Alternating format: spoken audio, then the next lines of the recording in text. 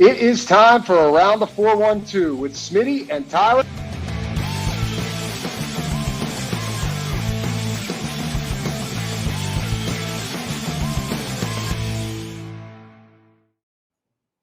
Welcome back to another episode of Around the 412. I am Tyler. With me, as always, is my co-host, Smitty. Be sure to follow us on all of our social medias at Around the 412. If you're not watching the show on YouTube already, go subscribe to the channel. It's free. Hit the notification bell so you never miss a video. Also, never miss when we go live on Saturdays during football season for Steelers Saturday Sit Down. And we preview the Sunday upcoming matchup, Saturday mornings at 10 a.m.-ish. Also, follow us wherever you listen to the podcast as well. Spotify, Apple Podcasts, all that's good stuff. Leave a 5-star review. It really helps us out a lot. And whether you're listening on YouTube or on the listening platforms, you can look at the description of the show and see all of the great links to our sponsors, as well as the link to year 8 of Rocking Around the 412. If you haven't known by now, I don't know what you've been doing for the last couple of months or last few years, I guess I should say, because this is year 8, but it's our Christmas fundraiser. It's our baby. We've been able to help provide children in the local 724 and 412 area codes the Christmas that they have always deserved, and that Smitty and I never had to worry about where it was coming from growing up. We've been able to give back to over 200 kids, including this year's total so far through the 8 years. And we want to continue to do so. We do that with the GoFundMe that we have in the link below. You can also donate to us directly, and instead of the GoFundMe, if you want 100% of your money to go to the individual families that, if you know somebody, because as of right now, we don't have an individual family that's been nominated yet. Oh, never mind. It's false. We got one. We got one. We got one. Just a couple days ago. Ladies and gentlemen, we got them. Kaylee reached out to me. It's actually the same family that we had last year. One of them. Okay. There was a family last year, a girl that Kaylee worked with. The girl that Kaylee worked with, her sister took her own life and left behind 3 kids. So it was a family that we helped out last year. That situation, unfortunately, has not only not gotten better, it's gotten worse in terms of the dad being in their life. So they're still in a pretty unfortunate situation. She reached out to Kaylee and was like, I was really hesitant to reach out because you guys helped so much last year, and I didn't want this to become like a yearly thing that we rely on. So she waited, hoping that something would change for the situation, but it has not. And I'm so thankful that we're here to be able to help in that situation. I'm not thankful that they're in that situation, but I'm thankful that we're here to be able to help because they are in that situation. So we do have an individual family now that we're going to be able to take care of. And you guys can help us take care of them and take care of a bunch of more kids from the Salvation Army and maybe another local family if we find one along the way. How many kids are we up to now on the year? About 200 and... So that would be 230, like actually, exactly, because it was 227 and okay. There's 3 kids. Yeah, it was 227 before this family. So there's 3 kids within this. So we're sitting at exactly 230 awesome. Since, and you can't include that first year. We got to remember that because it was just the first year. So it's 230 kids since 2019, not 2018.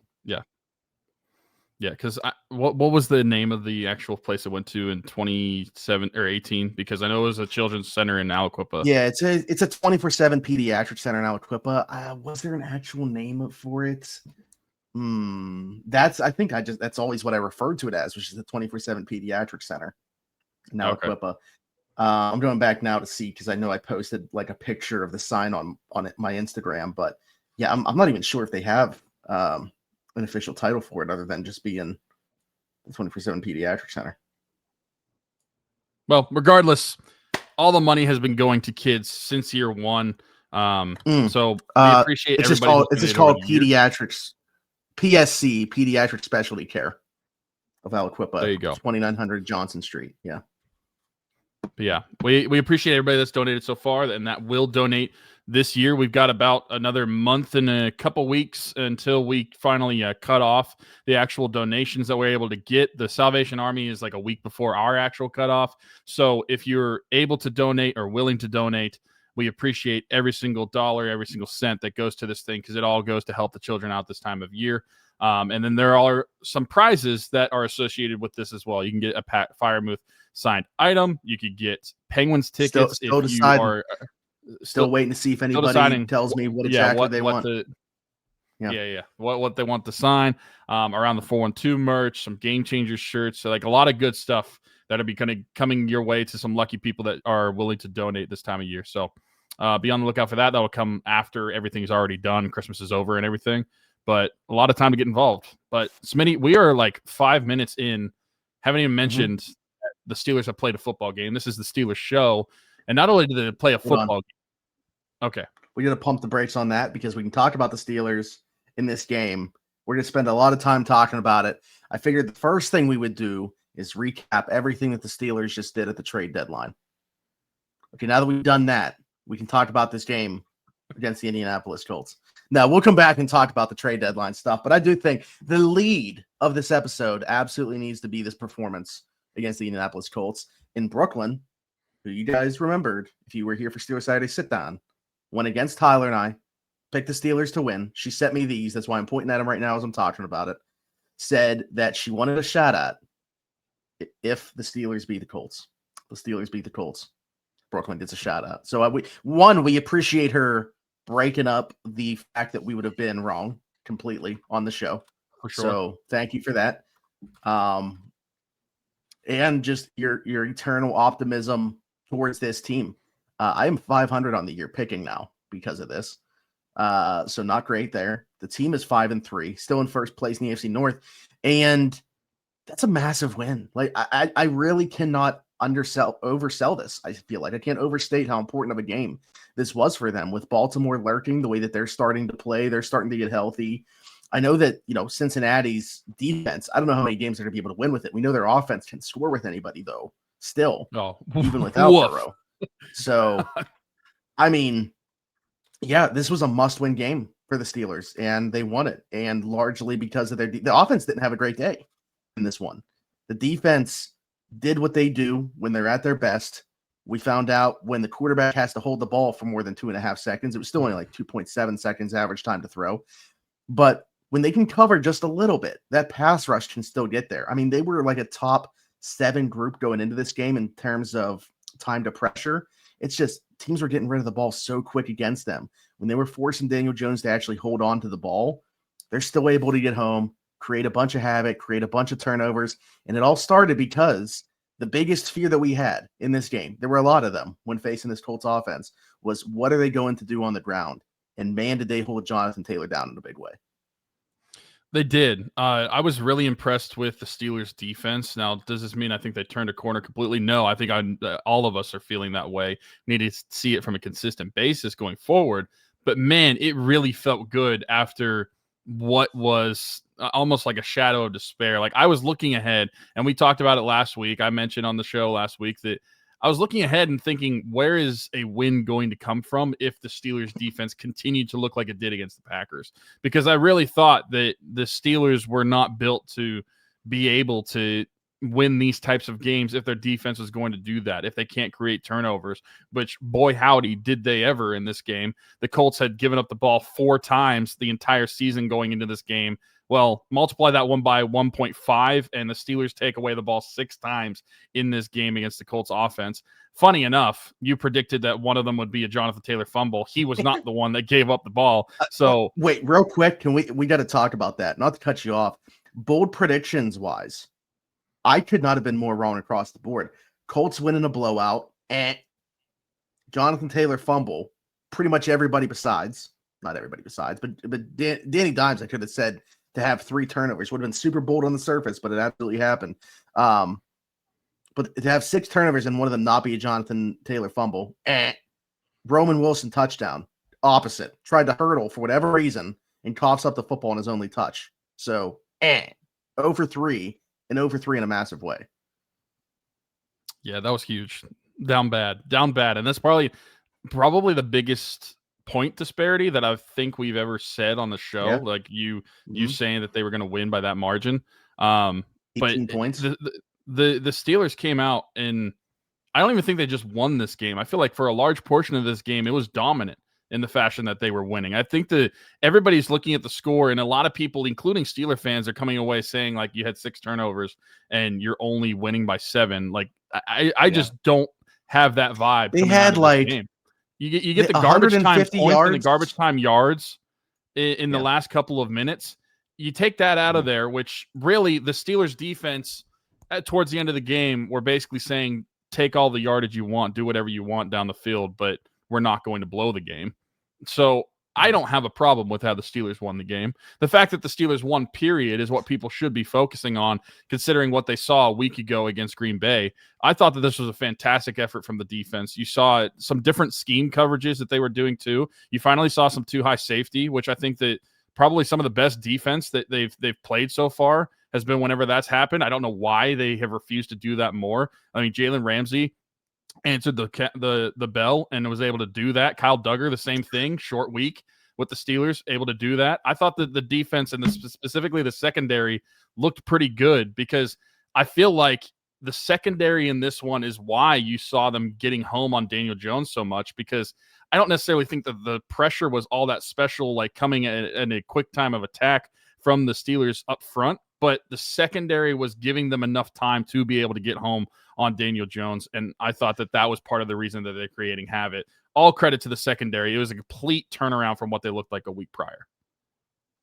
Yeah, Kyle Dugger got a game ball from Mike Tomlin in this one. I think rightfully so. Played every snap besides one. And it's not like he did anything flashy. You didn't hear his name. That's exactly why he got a game ball. You didn't hear his name. Like, didn't have to do anything flashy. I'll be honest.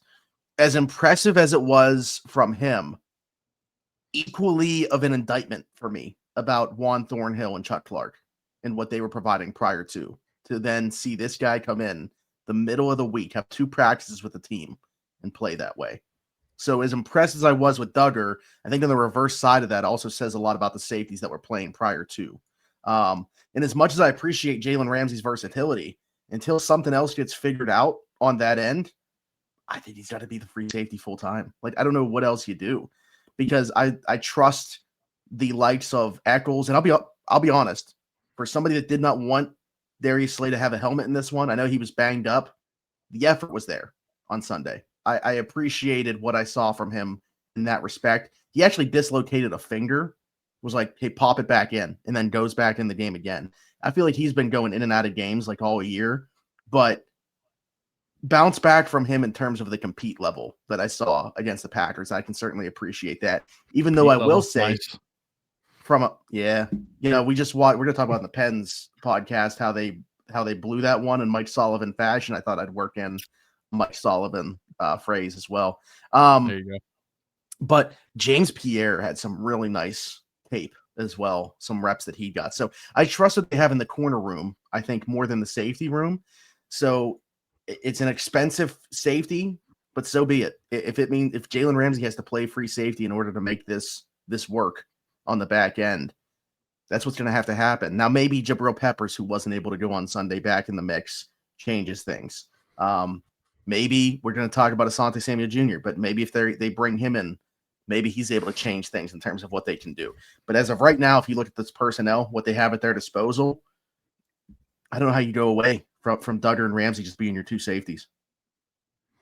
No, and I don't know how. Not only do you go away from that tandem, but also how do you not incorporate some more cover 2, getting some more 2 high safety looks? Like, I really feel like the Steelers defense, I don't want to say peaked in in those moments, but like that's been a more consistent look of higher level of play than we've seen all season long.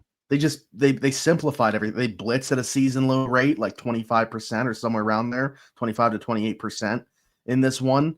And when you're getting home with 4, you're able to do that. But at the same time, like you said, it's not like their time to pressure was anything drastically different. It's just the quarterback was holding the ball a little bit longer because they were covering just a little bit better. And that's all that this team needs. Like, the talk was starting to get ridiculous in terms of TJ and Alex and the guys up front not getting there. I don't know what people wanted them to do with how quick quarterbacks were able to get rid of the ball. Like, there's nothing that the only thing that they could have done differently to impact plays was getting their hands on the ball at the line of scrimmage. The other way around would have been, I don't know how you do that. But I thought that the conversation got a little bit overboard in terms of the way that those guys were playing. But like everybody across the board defensively, I mean, you talk about career games from Peyton Wilson, I thought was fantastic in this one. I don't know. I wasn't paying attention much lead wide. So to be honest with you, I feel like Peyton Wilson and Alex Highsmith might be going neck and neck this week for AFC Defensive Player of the Week. We'll find out the day that this drops on Wednesday, I believe. But those two guys were fantastic. TJ was fantastic. Cam, especially in that first drive, getting his hand on a couple pass deflections. He's like in the top 8 now all time in terms of defensive linemen and pass deflections.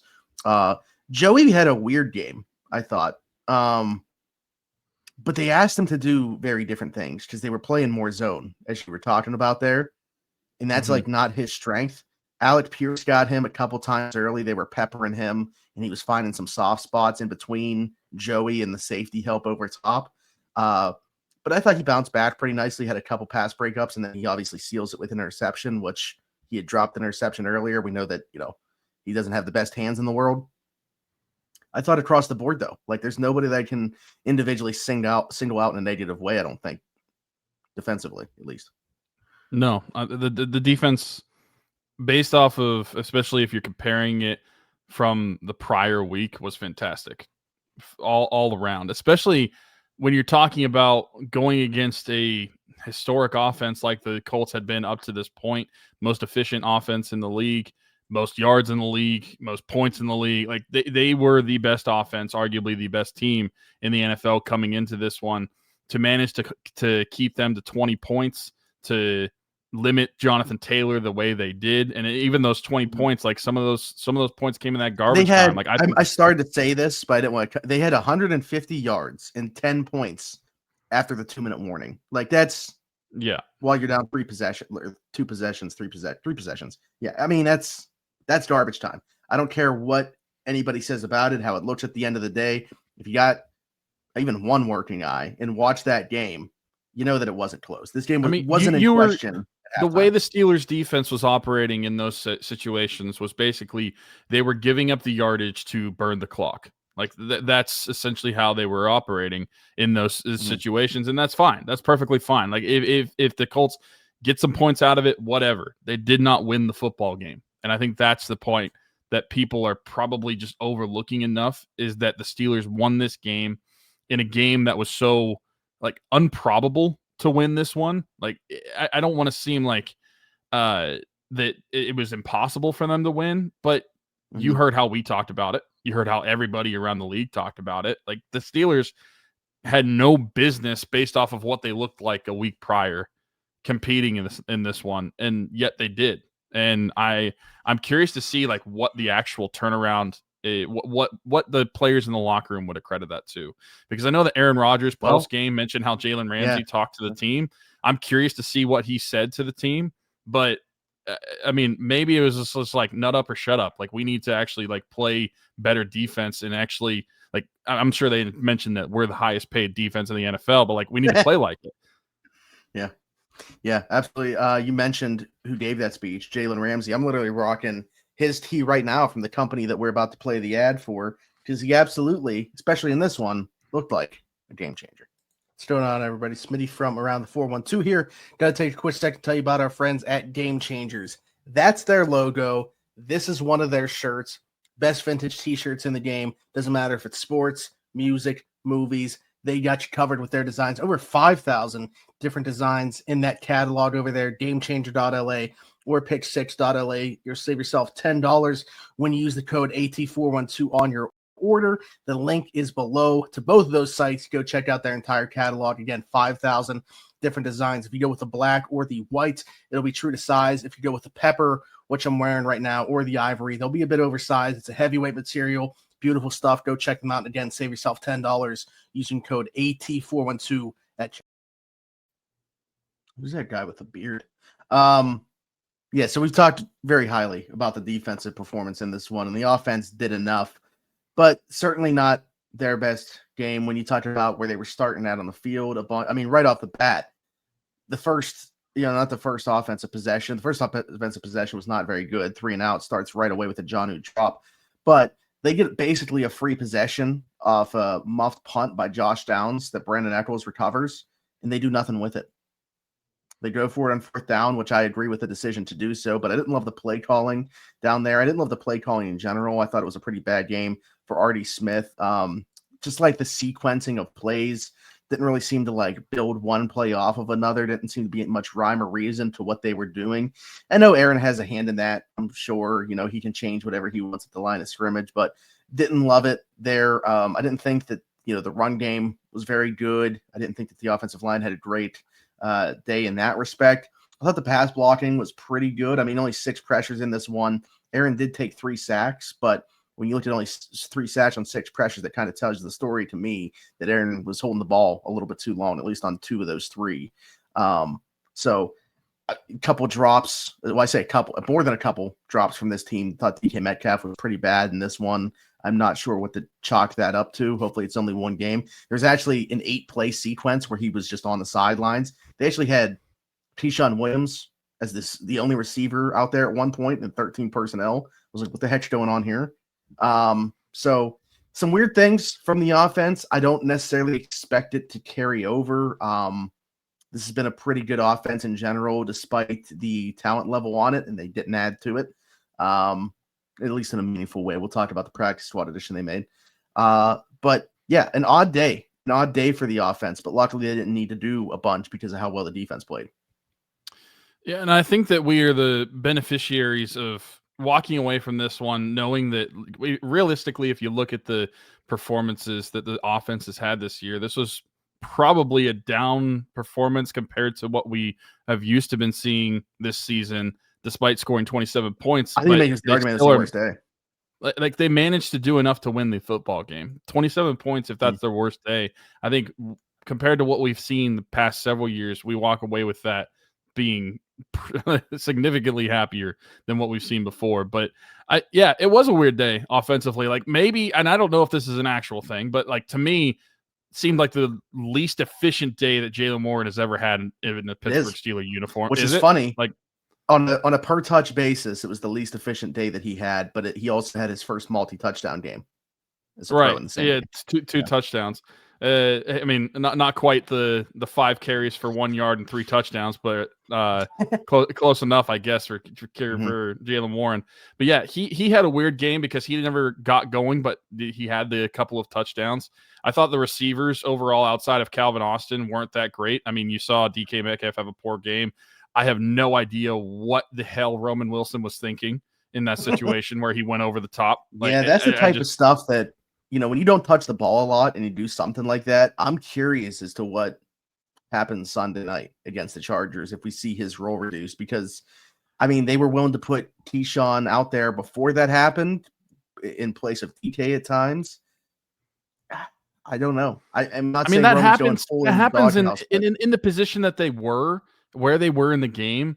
Why is that even necessary? And so I'm curious to see how he got lucky that was going to react to that. Weren't in position to tie it or something after that. I mean, imagine if that's a 1-possession game and he does that. Yeah, it was just a weird decision by him to do that. Causes the fumble. It is what it is. But weird game from the Steelers receivers. Like Calvin Austin, I thought he had a decent day.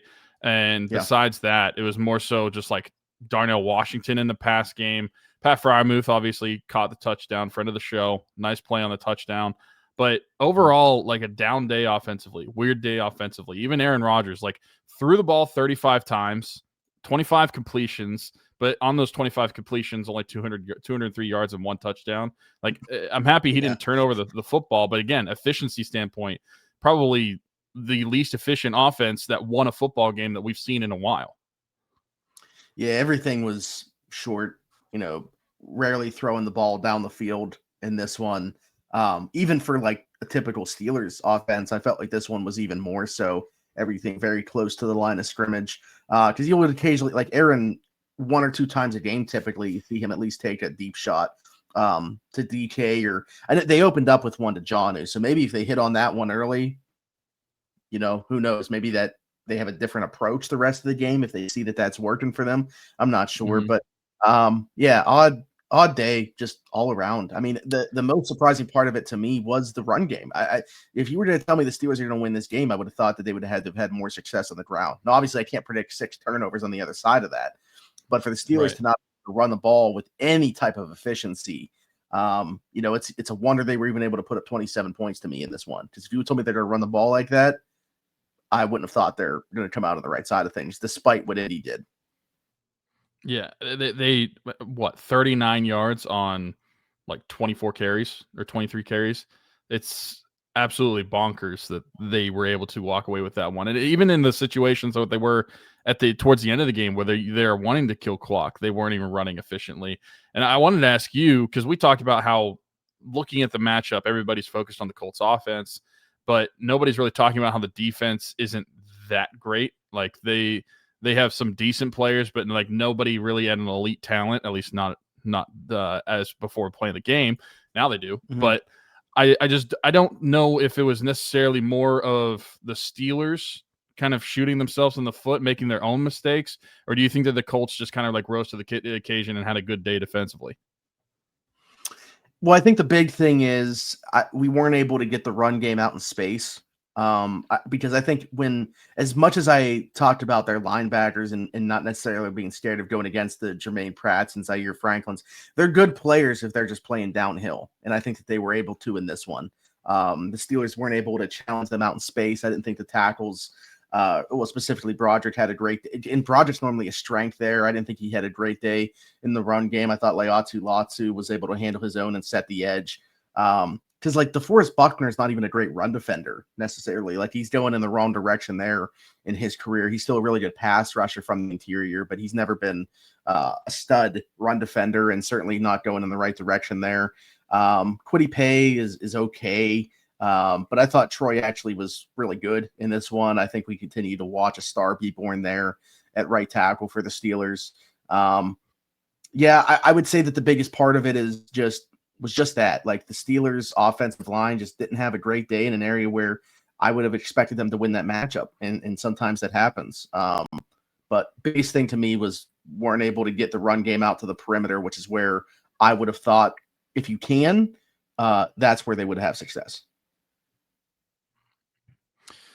Yeah. And obviously I think the main thing about this one is getting the win and being able to secure another win over the Baltimore Ravens when it comes to the standings in this one.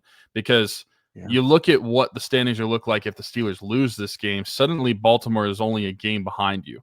They're sitting at 3-5 after beating Miami, and the Steelers would be at 4-4.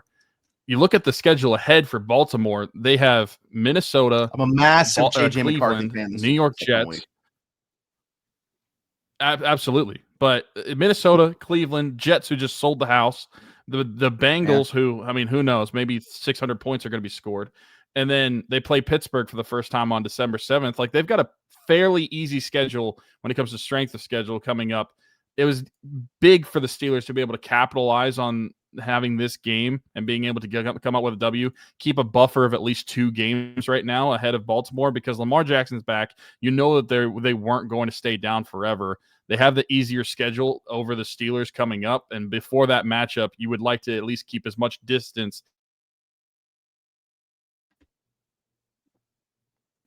And that's what, okay, sorry, not to cut you off, but like I was thinking in my head, they need to win one of these next 3 between Green Bay, Indy, and the Chargers.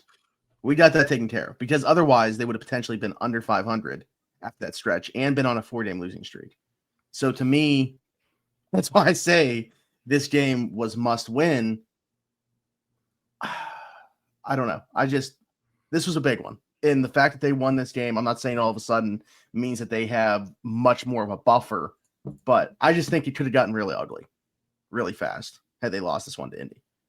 I mean, it could have. You could have only had 1 game difference between you and Baltimore, but now you at least have 2. You have a much tougher strength of schedule coming up than compared to what Baltimore has before you play on December 7th.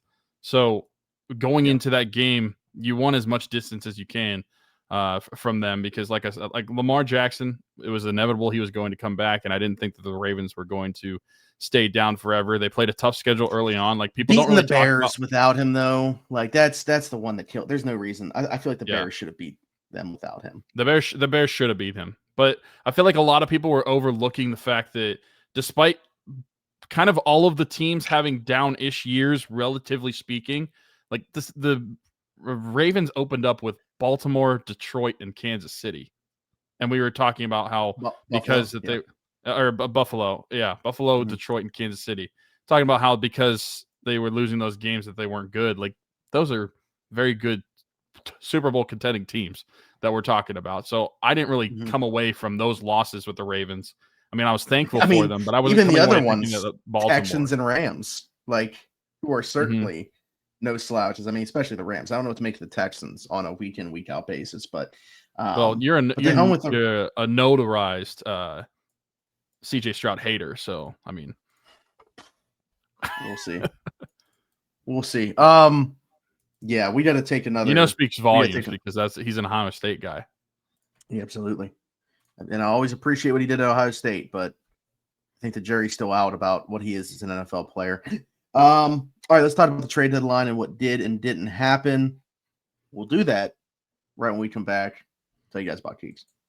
What's going on, everybody? Smitty from around the 412 had to take a quick second to tell you about our friends at Keek's Barbershop. That's Keek's Barbershop, 401 Burkage Way, Suite 2 in Beaver, PA. Download the app, The Cut. Book an appointment with Christian today, or you can do a walk-in with Tony or Ashley. Again, download the app, The Cut, to book an appointment today, or they do take walk-ins as well. Could not imagine going anywhere else. Old school vibe in there. Check them out. All right. So I made the joke at the beginning of the show about the Steelers trade deadline. Didn't know what to expect when people were asking me about it. It was a complete guessing game. I was like, I mean, if you're going to make me answer, I'll say, yeah, they'll do something. They don't.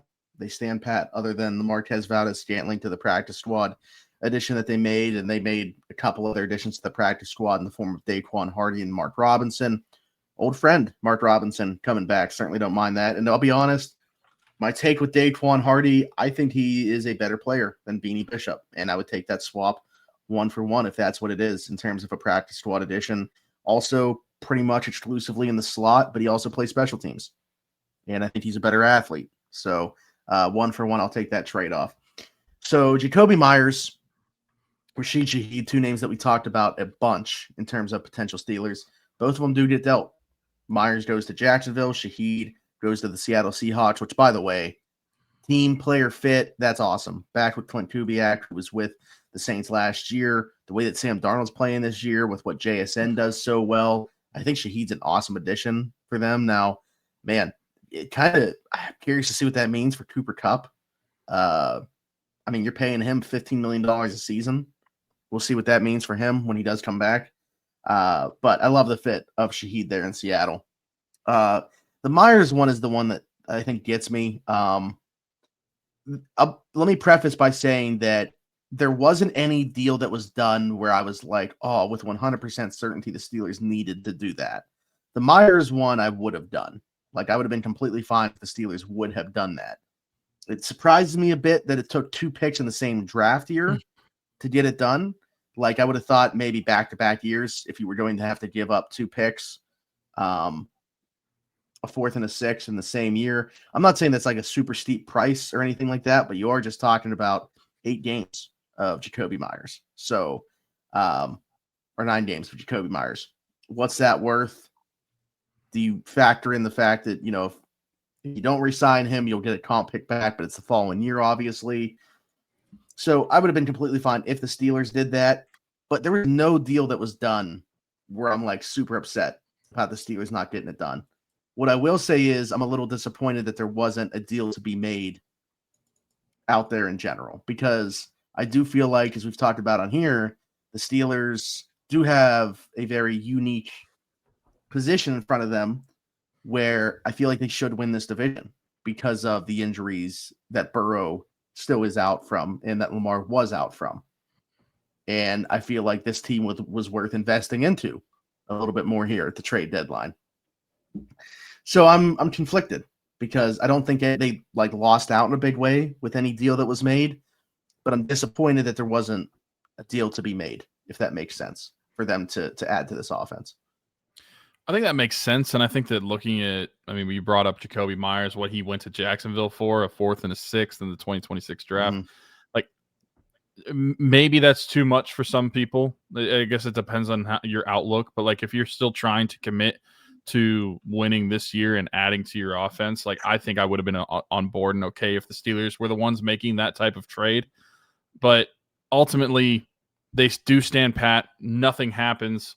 And I don't necessarily think that that's the wrong decision. Like, I understand the Steelers' approach. Everybody, I think, should have understood the Steelers' approach going into this season. How, not that they were punting on 2025, but that it was very clear that they were not investing a ton of capital into 2025. Like, they bring in guys that are going to be cheaper one-year options. They're investing a lot in getting into the comp picks and being able to have a ton of draft capital next year, but like giving up a 4th and a 6th. They have 2 6th-round picks. They have 3 4th-round picks right now. Like, I would have been on board if the Steelers were able to do that, but ultimately they chose to go the other way. Didn't make a decision, or didn't make a pick, didn't have a trade out there. That doesn't mean they didn't call. Like, everybody should know that the Steelers were calling, and they were calling on wide receivers that people probably didn't even know about, and they call out everybody, but that doesn't mean that it's going to be necessarily the deal that gets done. And so It is what it is. I don't think that this necessarily means that they don't care about the rest of 2025. If some people want to take it that way, the right deal wasn't there for them. And if the Steelers are valuing their 4th round picks more than what they're valuing the players that they're going to be getting back for half of the season, then it is what it is. It's not like, maybe if the Steelers were giving up a 6, a 7, I don't know. I think that they would have been able to do that, but maybe they just valued their early day 3 picks higher than most people are. And if that's the end of the day, that's fine. It is what it is. I feel pretty confident that it was a 5th round pick that they were willing to give up for either one of those two guys. But it is just kind of like, I understand doing your due diligence, but this is just kind of seem like a waste of time. Not in the case of those two guys, because you don't know what they're going to do.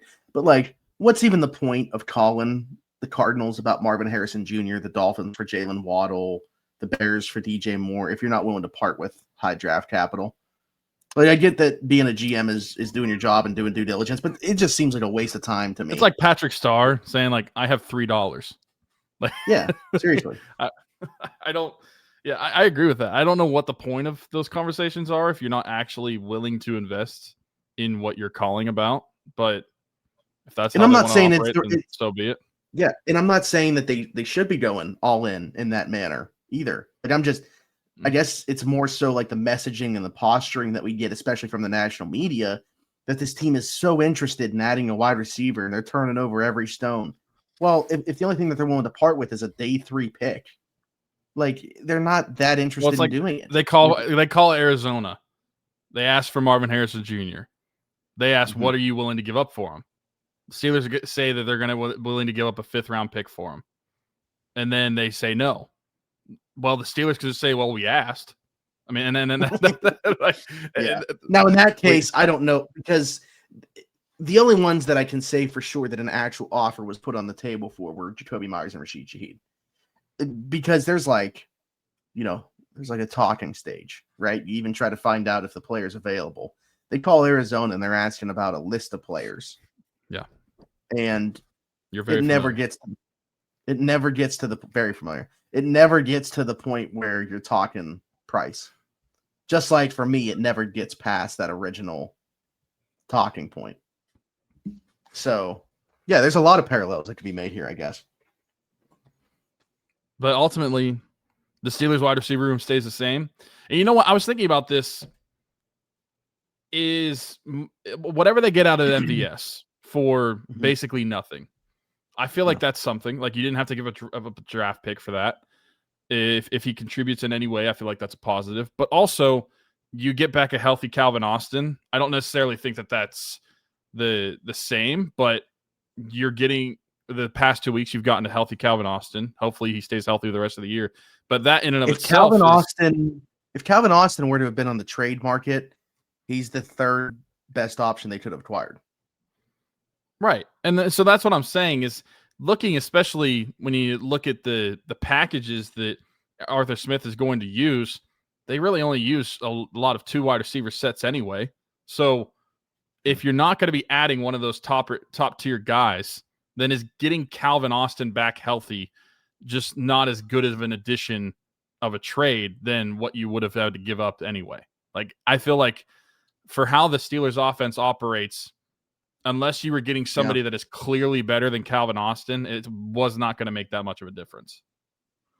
Yeah, the thing for me is just the body type, like in the limitations. Like Calvin Austin, I think he's awesome for what he brings to the table and what he is as a player, and I appreciate the hell out of him. You know, he does dirty area of the field stuff despite his size. Like he's willing to go over the middle of the field and take those hits, and I appreciate that. But at the same time, it's not like if DK Metcalf is missing any time, he can just go play the X. And there's a lot of things that he can't do is, play in the Z. Like they really don't ask him to play outside a whole bunch, even though, man, the touchdown he scored against the Patriots, I believe it was, he hit this like nasty rocker step move on the corner when he was playing on the outside. So he can do some things out there, but it's all about, can he get the release? If teams are going to press him and get their hands on him right away at the line of scrimmage, the rep's pretty much over.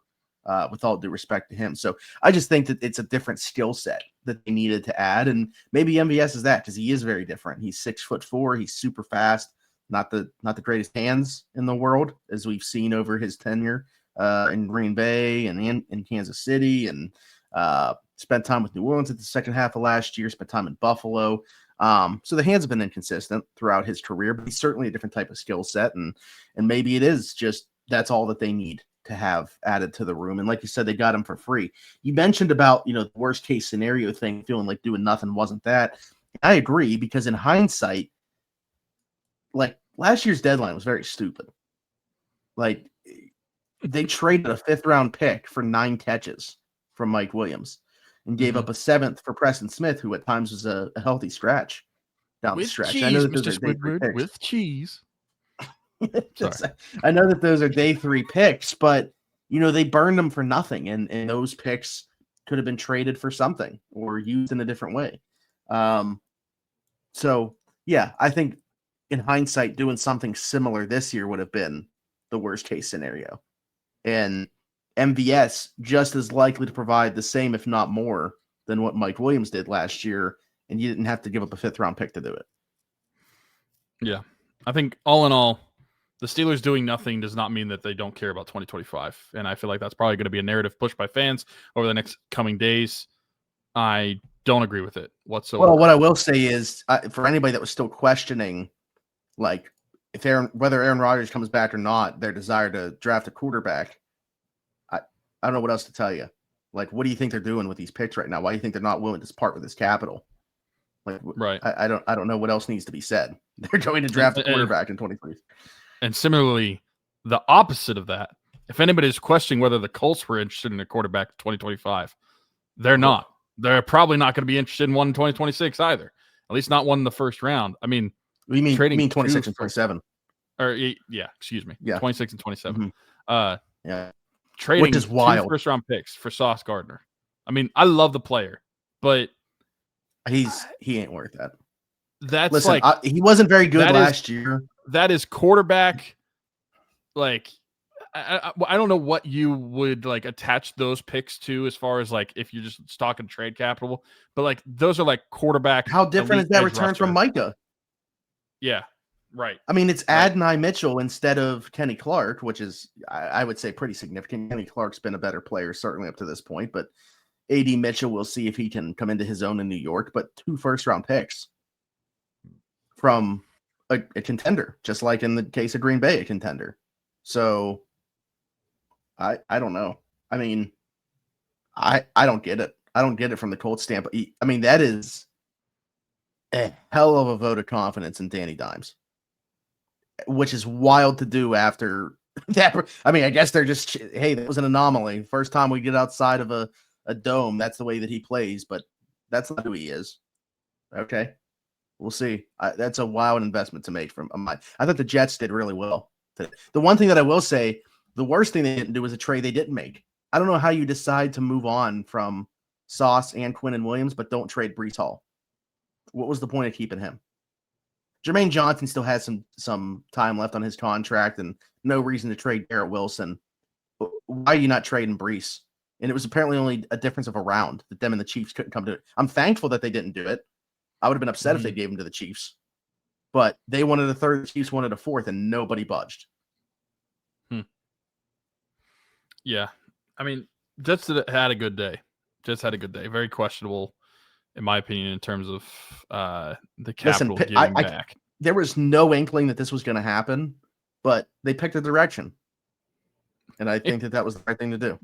Yeah. I mean, and the Colts certainly picked a direction as well today. And I was talking to my cousin who is a Colts fan, and I was like, listen, like if you know that if you look at the Colts and like you're looking in an area that they were going to improve and could have massively improved, like corner is one of them.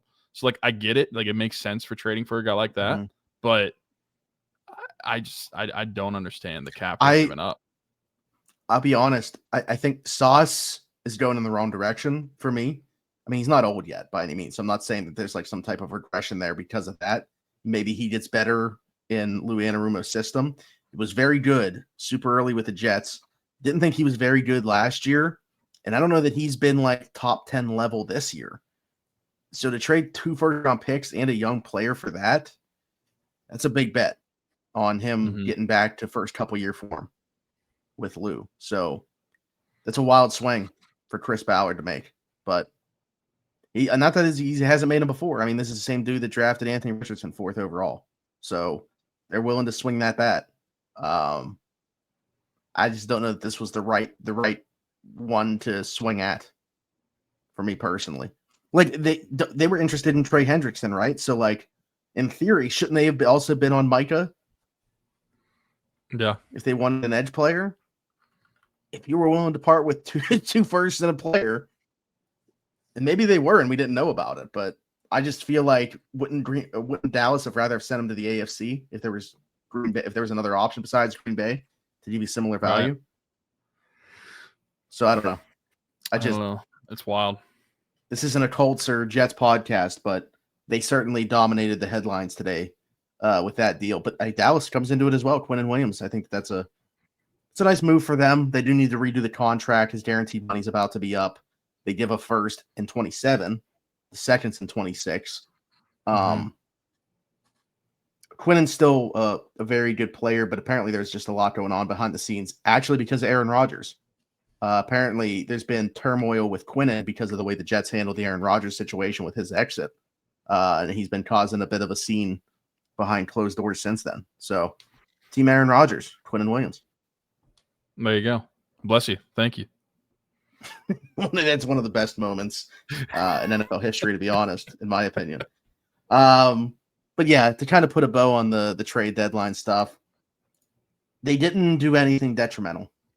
And I'm not giving them necessarily credit for doing that, but I'm happy that it didn't happen because I think in hindsight, it's fun to see your team make a move on trade deadline day, just as it was last year, to give us a couple things to talk about. But then you have the benefit of hindsight when you get down the road a little bit and you're like, no, didn't need to do that. Shouldn't have done that. There was no reason to do that. And you end up making moves just to make moves. So I would have been okay if they did either of those wide receiver trades, but I don't think I'm like, super upset that it didn't happen. Yeah. Ultimately, I'd rather the Steelers do nothing than do something just to do something. And they did nothing, which is fine. I think they did something to do something last year. I honestly believe that. Yeah. And, Steelers still leading the division, 5-3. Just beat, quote unquote, the best team in the NFL. So I'd say that we are in an okay position despite doing nothing. Yeah. We'll put a bow on this episode when we come back. But first, got to tell you about one of our sponsors, our newest one. I'm actually rocking the hat right now. Shopyins. What's going on, everybody? Smitty from around the 412 had to take a quick second to tell you about our newest sponsor, Shopyins. A lot of people have been asking me about around the 412 merch. We got it. Down below is the link, shopyins.com. Save yourself $10 off a minimum purchase of $30, which is basically like you're just buying one t-shirt if you're over there right now. Orders of $75 or more also get free shipping. And while you're over there, don't just check out our Around the 412 stuff. Taylor's got Penguin stuff, Steelers stuff, Pirate stuff, a bunch of good stuff always coming out. Hoodies, I'm actually rocking mine right now. T-shirts, hats, stickers, flags. He's got a bunch of stuff, koozies going on over there right now. Go check all of it out. We appreciate the support that you guys have given us. We appreciate our guy Taylor. Go check it out, shopyins.com.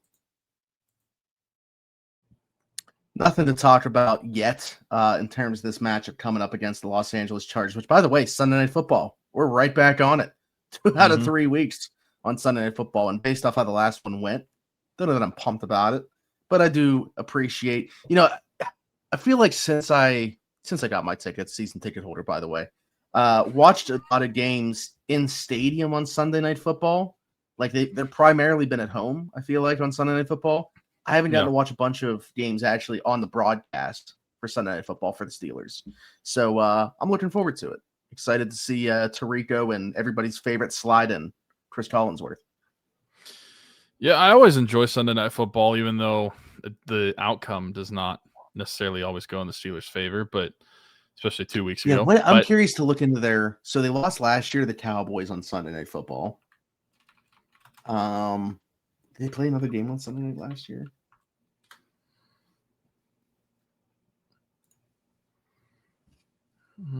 I feel like Monday night and Sunday night have been very different for the Steelers as of late. Maybe I'm wrong. Maybe recency bias too heavy on my mind right now. But obviously Packers and Cowboys, the two that come to mind right away on Sunday night.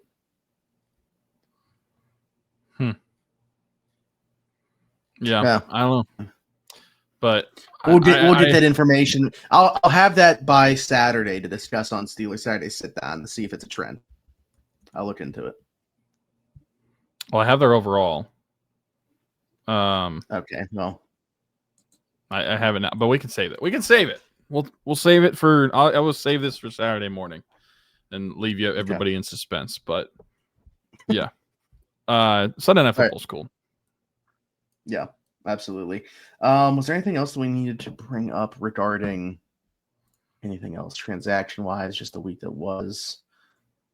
No, I don't think covered the practice squad signings. I think it pretty much does it. Yeah. Tomlin did say though during the Tomlin Tuesday. Well, first off, he gave us a great clip talking about enjoying shopping, even though they didn't obviously end up doing anything at the trade deadline. That's certainly a clip that'll be used going forward. And I know that we talked about the Dugger Ramsey thing, but getting Peppers back in the fold, Chuck Clark, assuming he's going to be back from an illness, and Juan Thornhill played 0 snaps. I was curious for Tomlin to make such a definitive statement about Jalen Ramsey playing free safety going at least this week. I don't know. I mean, I think that speaks volumes to him just, I don't want to say permanently, but at least for the foreseeable future, just sticking there. I don't know. And I think that's probably the way it needs to go. I don't see how you replace him and still get the same level of play. Like, despite him going elsewhere, obviously Jalen Ramsey would raise the level of play at pretty much any position that he would go to, but I don't know how the Steelers would move him from free safety and then be able to make up the difference. So, brought up Asante Samuel Jr. Want your thoughts on if you feel like they should bring him in. Steelers team doctor is actually the one that did his procedure. But what about the Monte KZ reunion there? He was granted his release from Cleveland.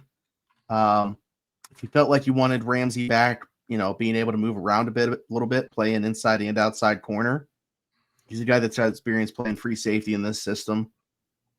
I think that would be a better option than Thornhill. Yeah, I think so too. I mean, he's familiar with the system. I'd be fine with a reunion with that. I thought that KZ was a fine player whenever he was in Pittsburgh. Like, obviously nothing like over the top, but he was you knew his floor as a player. And I think that the Steelers were comfortable with that. Well, I feel like we never really got to see the like fruits of the labor, because him, Minka, or Edmonds, one of them was always out. Like, we wanted to do this 3 safety package, like this heavy nickel, and one of them was always missing time. KZ got suspended like twice when he was here. Minka missed time. Edmonds missed time and then wasn't here. So I just feel like the plans of what they wanted to do really never got to come to fruition. And I don't know. I think that they could do worse. And I think they could do the 3 safety. They literally have. They have done worse. Maybe they could do the 3 safety look with Ramsey, Dugger, and KZ if they brought him back. And I'm still not out on Peppers having a role. He wasn't able to play last week because of the quad. And I think like Chuck Clark is fine if you're asking him just do things around the line of scrimmage. The one's Thornhill. I just don't see. I don't know what he's doing. Like I don't know what he looks lost in coverage for. I don't know what you have him on the team for at this point. So I would just replace that roster spot with KZ. Try him out to see if it would work next to Dugger. If it doesn't, you go back to Ramsey. If it does, great. You can move Ramsey, inside, outside, and still have him do some stuff at safety. Yeah, I'd be down with that. I think that they've figured out something, at least for now, a pattern to go off of and a pairing to go off of, and then adjust it from there. If they make a outside adjustment if they sign KZ, that's fine. But you saw what worked on Sunday. Hopefully we see a little bit more cover two. Like that two high safety look was more consistent than what they had gotten from single high safety pretty much the entire season. And it simplifies the defense. I think they should do more of it. So hopefully they do that on Sunday Night Football. Just got a text. We'll see if this comes true. Just remember where you heard it. If it does, sounding like a Asante Samuel Jr. to the Packers. So just a couple closing thoughts here before I play our last ad. Screw the Packers. Screw Jake Shavink. Screw Asante Samuel Jr. That's it. Screw the person that sent me this text too. Maybe the reason doesn't Juan Thornhill have a Steelers tattoo already? Probably. I think it's just like wherever he goes. Yeah, maybe that's the reason that they feel bad for keeping him around. Like we gotta keep him on the team. Zero snaps. Zero snaps on Sunday. I don't know. I don't know where you go from there. I don't know how he gets back in. I'm not. Whatever. We'll see. We'll see what happens with that and how things shake out. But yeah, we'll play this last ad and then close it out here once again, giving some shout outs and wrapping things up. What's going on, everybody? Smitty from Around the 412 here. Had to take a quick second to tell you about Marcelo Electric, serving Beaver, Allegheny, Lawrence, and Butler County. Whether it's residential, commercial, or service calls, our boy Brandon Marcelo's got you covered. 724-614-0611. Again, that's Marcelo Electric, 724-614-0611. The link below in the description takes you to his Facebook page. All his contact information is there, as well as a lot of the projects that he's been working on. Does great work. Couldn't recommend him enough. That's just one of our sponsors. All those sponsors in the description, whether you're watching or listening. If you're watching on YouTube, be sure to like, subscribe, hit that notification bell, hit us in the comments. You guys know the drill. Of course, join us every Saturday during the Steelers season for Steelers Saturday Sit down right here about 10 a.m. Eastern, about 10 a.m., by the way. I get crap all the time if we're like a minute late. And then if you're listening somewhere else, Apple, Spotify, wherever your podcast from, we are also there. Just search Around the 412. And while you're there, leave us a 5-star review and subscribe. Of course, follow us on all of our socials at Around the 412. You can hit Tyler, Weiler_Teeks33. You can hit me up, Zachary Smith, PGH. And like I said, all those links in the description. They're for all of our sponsors, as well as Year 8, Rocking Around the 412. Up to 230 kids since 2019 that have their Christmas provided to them through this mission. Be sure to check it out. The full description of what we've been doing is there on the GoFundMe link. You can donate right there or reach out to one of us to donate directly to us. If you donate, you'll be eligible to win some great prizes, Penguin tickets, something signed by Pat Fryermuth, some game changer stuff, shop yin stuff, maybe some more stuff on the way. Down for ideas as well as to what you guys would like to see as some prizes for those to donate. So reach out to us. Like I said, all social medias, you can find us there.